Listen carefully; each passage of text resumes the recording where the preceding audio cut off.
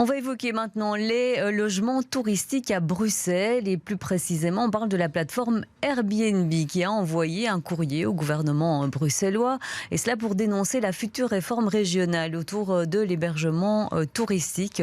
Grégory Yenko, vous revenez pour nous sur les détails de cette lettre et sur ce que propose en fait cette réforme du gouvernement bruxellois. Oui, parce que c'est une réforme finalement qui est déjà dans les papiers depuis très longtemps, depuis septembre en fait qu'elle a été adoptée en première lecture par le gouvernement bruxellois. Elle souhaite en fait réguler le marché locatif de courte durée à Bruxelles et ainsi protéger le logement face à l'explosion de ces biens en location touristique.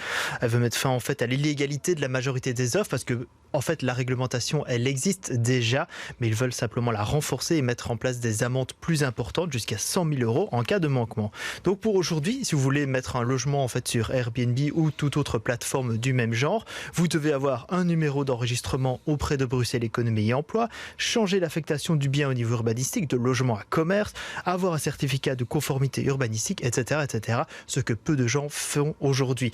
En fait, face à cette réforme qui s'annonce, Airbnb a transmis donc un courrier au gouvernement bruxellois, dont le soir a eu copie, où voilà, ils font en fait une pratique de lobbying pour essayer de pousser le gouvernement à changer cette réforme. Ils pointent notamment le fait que le règlement actuel a été critiqué par la Commission européenne, qu'elle est particulièrement complexe pour les autres. Ils demandent que Airbnb soit associé aux discussions et que le projet de révision propose en fait un enregistrement plus simple aux hébergeurs. Et ils notent encore qu'à cause des règles en place, en fait, les hébergeurs bruxellois bénéficient d'un revenu moyen moins important qu'en Wallonie ou en Flandre.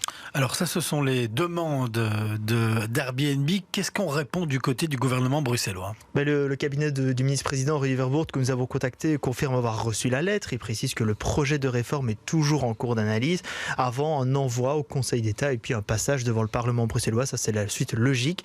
Ils affirment aussi que les représentants d'Airbnb ont déjà été rencontrés à plusieurs reprises et que donc la réforme suit son cours.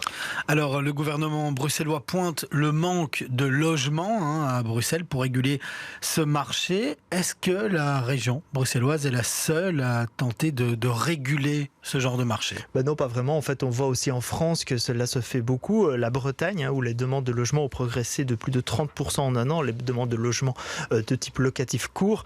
En fait, on a déjà eu des manifestations de protestation contre les plateformes de type Airbnb et on réfléchit au sein de la région à une régulation de même style qu'à Bruxelles pour protéger les logements longue durée. Il y a eu des manifestations aussi dans les Alpes françaises et ou même dans le Pays basque espagnol où Airbnb est vu comme le responsable de ce manque de logements dans des destinations touristiques.